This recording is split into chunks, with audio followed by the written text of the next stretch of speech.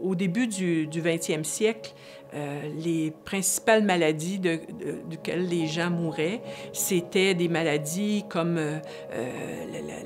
la tuberculose, la polio, les maladies comme la variole, bon, etc., etc. C'était des virus duquel on ne pouvait pas se protéger avant la vaccination. Aujourd'hui, les principales maladies duquel les gens décèdent, puis qui prennent la presque totalité là, du budget du réseau de la santé, ce sont des maladies chroniques liées aux mauvaises habitudes de vie des gens. Et ça, pour que ça change, les gens ont ce pouvoir-là. Chaque personne dans la société a le pouvoir de faire en sorte que le réseau de la santé nous gruge pas tant d'argent que ça, par les bonnes habitudes de vie, tout ce qui a trait au cancer, le manque d'exercice, la saine alimentation, le tabagisme, etc. Puis la santé mentale, toute la prévention des problèmes de santé mentale, de dépression, de surconsommation, de toxicomanie, etc. Les solutions à tout ça sont entre les mains des gens.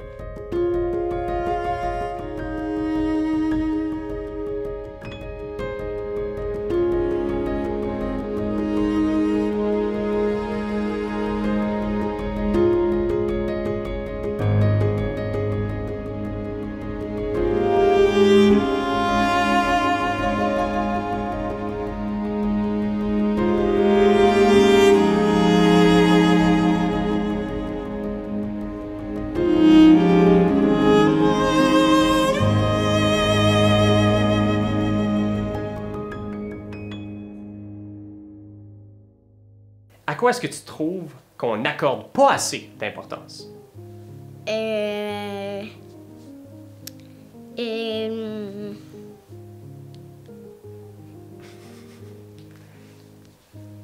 un peu difficile comme question, hein? Ouais. Tu sais, comme moi, par exemple. Admettons que c'est Noël. Ok. Puis il y a beaucoup de gens qui pensent qu'on accorde trop d'importance aux cadeaux. Tu sais, moi, je veux juste des cadeaux à Noël, puis tout ça. Ma réponse à moi, ce serait quelque chose comme... je trouve qu'on n'accorde pas assez d'importance à la famille. À notre famille, à Noël, les affaires comme ça. Okay. Tu comprends un peu ce que je veux dire? Ouais. Moi, j'aurais dit... Tu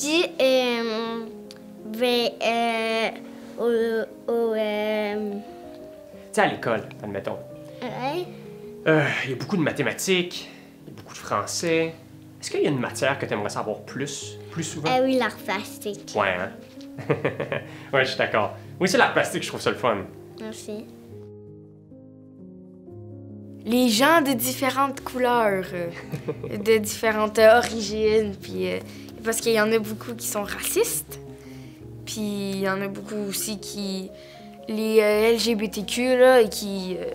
peu importe les origines ou leur sexe ou n'importe quoi, je trouve que on s'en fout un peu d'eux, puis qu'on n'apporte pas assez d'importance à eux, puis qu'on s'occupe plus des choses comme pour que, genre, les gens, que c'est plus important pour eux, comme justement à l'école, le travail, puis des trucs comme ça, mais je trouve qu'on pourrait apporter plus d'importance au racisme, les personnes de couleur aussi. Dans le fond, on n'est pas tous pareils, mais même à ça, on est quand même tous des humains, puis c'est quand même chiant qu'il y a des personnes que... Si, mettons, il y a une personne noire puis que moi, je suis blanche, ben qui vont plus m'apporter de l'importance parce que je suis blanche. Puis la personne qui est noire, ben ou arabe, haïtien, ben ils vont apporter moins d'importance parce qu'ils sont d'origine puis ils sont pas de la même couleur de peau qu'eux. Puis j'ai aussi des amis qui sont noirs puis que je sens que des fois, ils se sentent pas vraiment à l'aise parce que j'ai un de mes amis qui s'appelle Lucas. C'est un trans, puis il est aussi noir. Puis je vois que des fois, il se fait regarder un peu croche, puis que des fois, il se sent pas bien. Mais même à ça, moi, je suis quand même là pour lui, puis mes amis aussi. Puis c'est le seul noir dans notre gang de filles. Sauf que lui, il s'en fout un peu parce qu'il sait qu'on l'intimidera jamais, puis on sait que même s'il est noir, ça va rien changer. Puis c'est un peu ça. Ben, je pense que moi, récemment, dans ma vie, j'ai été amené à vraiment comprendre les rouages de la masculinité toxique. Puis je pense qu'une chose qu'on ne parle pas assez, c'est les émotions chez les hommes. Dans l'optique où cette émotion-là se traduit dans le fait qu'on ne peut pas l'exprimer, c'est mal vu. On est un homme, on n'a pas le droit de pleurer devant les autres, on est correct, on est fait fort, mais je pense qu'on gagnerait vraiment plus à ouvrir un dialogue là-dessus puis de comprendre un peu plus qu'est-ce qui construit ces rouages-là. Est-ce que tu inclus la colère là-dedans? Ah, 1000%. 1000%. Puis, c'est sûr qu'on vit tous la colère d'une façon différente, puis j'en ai vécu de toutes sortes de façons, là, la colère. Puis je pense que la colère est normale de la vivre, mais de comment traduire cette colère-là, c'est ça qui est dangereux, tu sais. On le voit, tu sais, on parle de féminicide, c'est quelque chose qui existe. Puis il y a quelque chose qui est à la racine un peu de tout ça, tu sais. Fait que j'ai l'impression que de parler de comment est-ce que les hommes ne vivent pas leurs émotions, puis comment est-ce qu'ils devraient peut-être les vivre. Pas comment est-ce qu'ils devraient les vivre, mais qu'ils devraient en fait, qu'ils devraient juste les vivre, en fait. J'ai l'impression. Ouais. J'ai l'impression que c'est tellement important, puis qu'il y a tellement... On considère que ça fait quasiment... c'est très binaire, là, mais très 50% de la société. Ben, 50% de la société qui n'arrivent pas à vivre leurs émotions parce qu'on leur dit qu'ils ne devaient pas les vivre. Je pense qu'on devrait peut-être un peu plus démocratiser ça. As-tu été exposé à ce discours-là de tes émotions ne méritent pas d'être vécues ou véhiculées, je devrais dire? Ben, je sais pas s'il y a quelqu'un qui m'a dit ça explicitement, mais je pense que c'est quand même...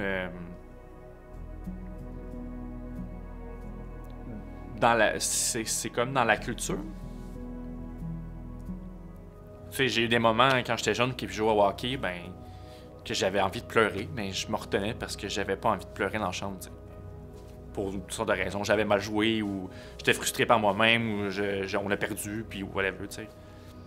Mais tous ces moments-là font en sorte qu'on se construit une carapace puis qu'on s'empêche de les vivre parce qu'on n'est pas supposé, entre guillemets, t'sais. Fait que moi, je pense que j'ai envie qu'on déconstruise ça. OK. Wow. Qu'on n'apporte pas assez d'importance. L'environnement. Je ris parce que c'est... je veux dire, c'est quasiment une évidence, puis c'est quasiment un cliché, mais si on fait pas quelque chose, ça sera plus... Il va être trop tard, là. Tu sais, puis même moi, je suis coupable de ça. J'accorde pas assez d'importance à comment que qu'est-ce qu'on va laisser comme terre à nos enfants, tu sais, comme monde. Je veux dire, OK, je recycle, wow, j'ai bonne conscience, puis là, après ça, je peux aller me coucher tranquille, mais en réalité, là, on a des changements qui se produisent juste présentement, puis on voit l'effet, la température, changement de climat, des inondations, des ci, des ça. Écoute, on peut plus vraiment se fermer les yeux, mais on se les ferme pareil parce qu'on n'a pas d'impact qui nous affecte immédiatement. Puis ça, c'est quelque chose qu'on peut plus vraiment fermer les yeux. On peut pas arrêter. Il faut agir. Puis je pense que même je prends une prise de conscience en le disant, mais c'est que, tu sais, je parle de mes enfants, puis je pense à mes enfants là-dedans, puis je me dis, ben, il faudrait que je fasse de quoi immédiatement, tu sais. Ça... Tantôt, tu t'en parlais comme étant un cliché. Parce que c'est clairement... Tu sais que t'es clairement pas la seule personne à avoir cette opinion-là, tu sais, que c'est la chose à laquelle qu'on accorde le plus d'importance. En sachant qu'il y a plusieurs personnes qui le pensent, est-ce que tu es optimiste par rapport au sort de l'environnement ou pessimiste? Je suis un mélange des deux. Je suis un peu pessimiste parce que, je veux dire, j'y pense, j'en parle, mais j'ai pas fait de changement récemment qui va améliorer la situation. J'ai pas fait, moi, de changement, puis j'en parle. Fait que je me dis, je suis conscient, mais je n'agis pas. Puis il y a du monde qui ne sont même pas conscients. Puis il y a du monde qui sont très conscients. Puis je trouve ça remarquable, ce monde-là.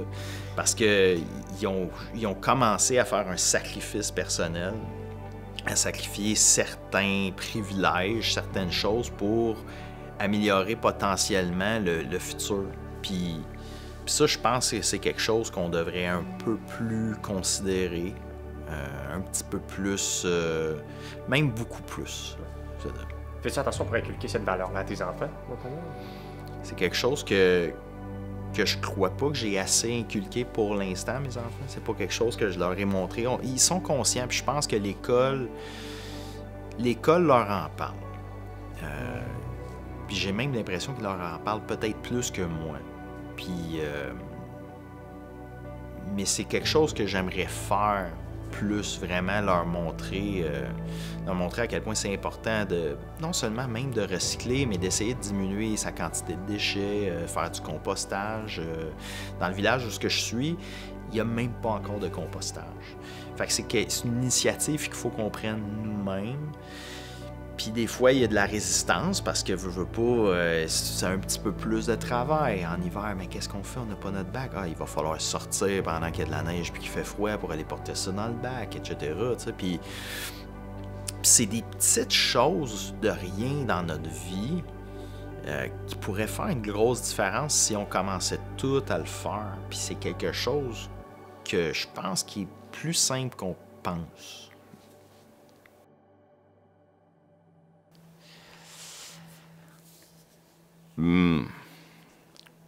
À la pauvreté, je pense vraiment. Je pense qu'on prend trop pour acquis. Puis je dis ça à cause qu'encore, ici, j'ai une amie qui donne beaucoup de temps justement pour des itinérants puis des personnes en détresse. Puis ça va pas juste aux itinérants, ça va jusqu'à des enfants comme carrément que moi, comme je disais d'entrée de jeu, que j'ai pratiqué le hockey, que je considère que c'est rendu un sport presque de riche. Tu dis, aïe, le hockey à un bâton à 250 $, ça n'a juste pas de bon sens. Fait que ça divise énormément les classes sociales. Puis la classe vraiment est en train de s'appauvrir. Le bas de l'échelle, c'est sûr, certain. Puis je trouve ça déplorable. Puis ça veut dire aussi même les déjeuners qui n'ont pas. Mon ami est pour la cause des petits déjeuners.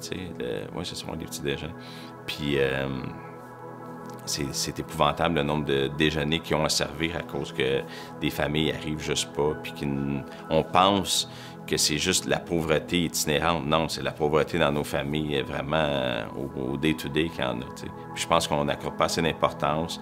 Puis des fois, à travers nos gestes de gaspillage, au lieu de redonner, au lieu que ce soit de jeter des trucs qui pourraient facilement servir à eux, j'essaie des fois moi aussi de me donner ces valeurs-là, de dire hey, va le donner, il va avoir une deuxième vie à quelqu'un qui va en avoir besoin ou quoi. Ça. Fait que je trouve qu'on devrait donner apporter plus d'importance face à ça aussi. Ouais. Puis tu as observé que c'est quelque chose qui s'est aggravé avec le temps?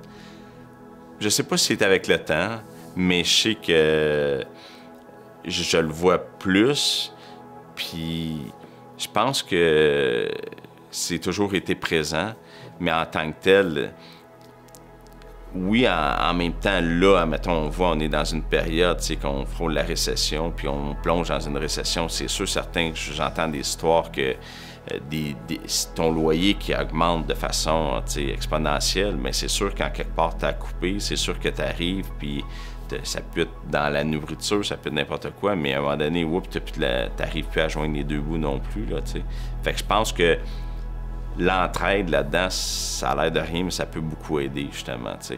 Puis des fois, c'est pas rien de majeur, mais des fois, comme je dis, c'est de redonner à d'autres personnes, des fois, des trucs qu'on ne sert pas, de donner du temps, d'inviter à luncher, des trucs comme ça, mais je trouve qu'on devrait accorder plus d'importance à ça. Je pense qu'on porte pas assez d'importance ou en fait on ne valorise plus l'intellect.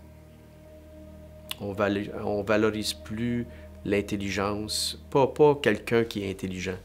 L'intelligence au sens collectif, l'accumulation de connaissances et la reconnaissance de ces connaissances-là. On a tendance à prendre pour acquis qu'un micro-ondes, ça fonctionne parce qu'on a pesé sur les petits boutons. Mais si tous ceux qui peuvent construire, bâtir, conceptualiser des micro-ondes n'existaient plus, nous n'aurions plus de micro-ondes. Même chose pour les voitures, même chose pour les téléphones. Fait juste prendre la civilisation romaine qui ont créé les aqueducs et qui ont péri ou qui ont été dissimés, puis qui, par la suite, les survivants ne savaient pas vraiment comment s'en servir autrement que de prendre les briques pour faire des petites huttes minables, puis ils ont vécu des centaines d'années avant de retrouver la connaissance. Puis je pense que notre société, la société mondiale, se dirige vers un déni de la valeur de la connaissance. Puis est-ce que tu sens que c'est un problème qui s'est aggravé au fur et à mesure que tu as vieilli, ou c'est quelque chose que tu as observé depuis que tu en es conscient? Oui, ça s'aggrave. Ça s'aggrave. Ça se rattache un peu à ce que je disais plus tôt au niveau de l'extrême droite. L'extrême droite, c'est aussi l'extrême ignorance. Plus les gens qu'on veut manipuler sont ignorants, plus c'est facile. Et puis ils commencent en disant qu'à l'école, on n'apprend rien, que les scientifiques, c'est des nuls, que la médecine, c'est de la manipulation. Donc, on détruit, on érode sans fondement, sans aucune preuve, quelle qu'elle soit, des erreurs de nos intellectuels, de nos scientifiques. Il y en a. Je veux dire, c'est pas la première fusée qui a réussi à se rendre sur la Lune. Il y en a beaucoup de gens qui sont morts. C'est pas le premier vol international qui a réussi son coup, et ainsi de suite. Des erreurs, la société, puis les scientifiques et les intellectuels, ils en font. Prends par exemple, quand ils ont finalement réussi à créer l'accélérateur de particules pour faire des calculs quantiques, il y a des professeurs qui ont été dévastés. 40 ans de calculs, d'hypothèses. Une expérimentation prouve le contraire de tout le travail d'une vie de certains scientifiques. Ils sont sur le bord de se suicider, tu sais, on les voit dans les reportages.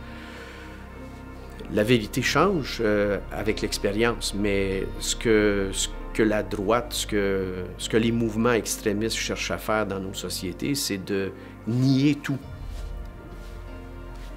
Je veux dire, la tuberculose, puis toutes ces maladies-là, on a réussi avec des vaccins à s'en débarrasser, puis là, on entend que les vaccins, ça tue des gens. Alors qu'il n'y a aucune preuve, mais bon, c'est un peu ça là, qui... et oui, ça s'accélère parce que, justement, il n'y a pas assez de gens qui savent. Notre système d'éducation, c'est un échec à ce niveau-là. C'est vraiment... On a failli à la société en produisant des gens qui sont incapables de faire la distinction entre ce qui est vrai et ce qui est faux. Puis c'est pas des gens qui sont nécessairement ignorants, mais ils se servent mal de la connaissance. Donc, notre système d'éducation, il en est coupable. Là. Notre société est coupable de ça. Je trouve qu'on accorde... Mon Dieu. Je trouve qu'on n'accorde pas assez d'importance à la bonne santé, puis la santé mentale. Je trouve que on déplore beaucoup les problématiques dans le réseau de la santé. Les problématiques que ça déborde, tout ce qui concerne la santé prend 50-60% du budget de la province, et puis les gens disent ça n'a pas de bon sens, on n'est pas assez bien soigné, etc.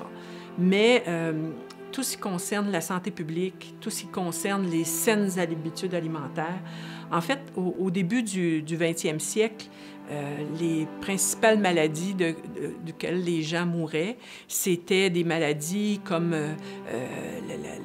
la tuberculose, la polio, les maladies comme la variole, bon, etc., etc. C'était des virus duquel on ne pouvait pas se protéger avant la vaccination. Aujourd'hui, les principales maladies duquel les gens décèdent, puis qui prennent la presque totalité là, du budget du réseau de la santé, ce sont des maladies chroniques liées aux mauvaises habitudes de vie des gens. Et ça, pour que ça change, les gens ont ce pouvoir-là. Chaque personne dans la société a le pouvoir de faire en sorte que le réseau de la santé nous gruge pas tant d'argent que ça. Par les bonnes habitudes de vie, tout ce qu'on a trait au cancer, le manque d'exercice, la saine alimentation, le tabagisme, etc. Puis la santé mentale, toute la prévention des problèmes de santé mentale, de dépression, de surconsommation, de toxicomanie, etc. Les solutions à tout ça sont entre les mains des gens. Fait que je trouve que ça, on n'en parle pas suffisamment. Puis ça me fait peur parce que je me dis, on va foncer dans un mur à un moment donné. Là. Il n'y aura pas assez d'argent et de monde pour soigner les gens. Puis la solution est entre nos mains. C'est pas en rajoutant de l'argent puis en rajoutant du personnel qu'on va régler le problème. C'est en faisant en sorte que les gens soient moins malades. Puis ça, chaque personne peut faire quelque chose par rapport à ça. Fait que ça, vraiment, je trouve qu'on n'en parle pas assez. Dans notre temps, je veux dire, la religion catholique était bien forte dans ce temps-là. Disait au monde de se marier pour avoir des enfants. Pas de se marier pour construire, acheter une business. Et c'était pas le but. Mm-hmm. Si tu pouvais en avoir une business, parfait. Mais tu étais là pour faire des enfants. Mm-hmm. C'est pour ça qu'il y a des nombreuses familles aussi. Tandis qu'aujourd'hui, il y en a beaucoup moins. Ouais. Aujourd'hui, c'est parce que c'est plus organisé. Ouais. C'est plus organisé. On est dans le domaine papa et maman travaillent. Quand les enfants vont à l'école, ils vont en garderie ou ils reviennent à la maison, ils soupent en vitesse. Pourquoi ils soupent en vitesse? Parce qu'ils ont toujours des cours. Le petit gars, il joue au hockey, il va avoir une pratique. La petite fille, elle va faire de la gymnastique. Elle peut faire plein de choses. Fait que ce que je veux dire, c'est que le monde travaille aujourd'hui. Le monde travaille, puis quand il arrive à la maison, tout le monde court. Tout le monde court pour faire le souper et envoyer les enfants à leur cours, qui ont en soirée. Tandis que dans notre temps, on avait moins de ce genre de choses-là. On pouvait vivre plus en famille, puis... c'est-tu mieux, c'est-tu pas mieux? Je ne sais pas. Tu sais? Mm-hmm. Tu sais, aujourd'hui, dès dans le temps, on avait des enfants, on arrivait à la maison, on pouvait jaser avec les enfants, on leur faisait leurs devoirs, puis ainsi de suite. Tandis qu'aujourd'hui, les devoirs, je ne sais pas quand est-ce qu'ils les font exactement. Je ne sais pas quand est-ce qu'ils trouvent le temps de les faire, à part de les faire à l'école. Parce que quand ils arrivent à la maison, bien, c'est le temps de souper. Après le souper, il faut aller à ton cours. Quand tu reviens du cours, il faut que tu prennes ton bain, il faut que tu prennes ta douche, whatever. Il faut aller te coucher parce que le lendemain matin, ça recommence. C'est beaucoup. C'est beaucoup. Oui. Je trouve que le monde court plus aujourd'hui qu'avant. Mais, tu sais, avant, c'était pas ouvert comme ça. Le plus important dans notre vie, c'est d'avoir une richesse intellectuelle. Oui. As-tu de bon sens? Oui. Je suis d'accord. Comment est-ce que vous la maintenez, votre richesse intellectuelle? En me tenant au courant de ce qui se passe. Je vais m'intéresser au bulldozer, savoir... Puis là, j'ai bien hâte de voir ce qui va arriver. Je voudrais bien qu'il y ait le train rapide, le rapido, là. Ouais. Il est temps que... Moi, je ne le verrai pas. Mais le RAM, lorsque le RAM va ouvrir, nous autres, moi, je vais passer la journée dans le RAM. Oh. Avec ma soeur, puis tout ça, on va se promener dedans, comme on a fait lorsque la 30 elle a ouvert. On a passé, après que la 30 était ouverte, on a passé la journée sur la 30. On allait revenir à Bournois, on revenait, on en a profité. Mais, tu sais, il y a des choses, là, je pense, j'analyse. Chez nous, ils analysaient. Tu Tu sais, il y avait grand-papa, tout ça, là, il y avait le poulailler. Pourquoi qu'on ne change pas le poulailler d'endroit? Puis il nous intéressait à ça. Puis on avait une cannerie, nous autres. Tu sais, il faisait des affaires avec Montréal. On allait marcher Bosco. On a connu bien des affaires jeunes. Puis nos parents, on vivait, mon oncle, nous autres, tous les enfants, tout ensemble. Puis ils nous intéressaient. On allait à la pêche, on était tout jeunes. Puis moi, j'aimais pas ça, la pêche. Mais ils nous emmenaient. Ouais. Puis c'est une curiosité que vous avez gardée avec vous. Oui, oui. C'est une curiosité. Ça vous aide encore aujourd'hui, je Ah, ben oui. Puis quand on se rencontre, on jase toujours de politique. Ah, wow. Tout le temps. Bien, c'est ça, là, c'est la santé mentale. Ah oui? Parce que si par exemple, il y a des jeunes qui se sentent pas bien, puis sont gênés d'en parler, puis ils sont pas capables de s'ouvrir pour dire qu'est-ce qu'ils ressentent, puis aller chercher de l'aide. Ouais. Parce qu'il n'y a pas de honte à ça. C'est une maladie comme une autre. Trouvez-vous qu'on fait du progrès? Oui. Ouais. Parce qu'on en parle plus? Oui. Oui. Si on en parlait plus, puis s'il y avait plus d'aide, peut-être qu'il y aurait moins de suicides. Ouais. Oui.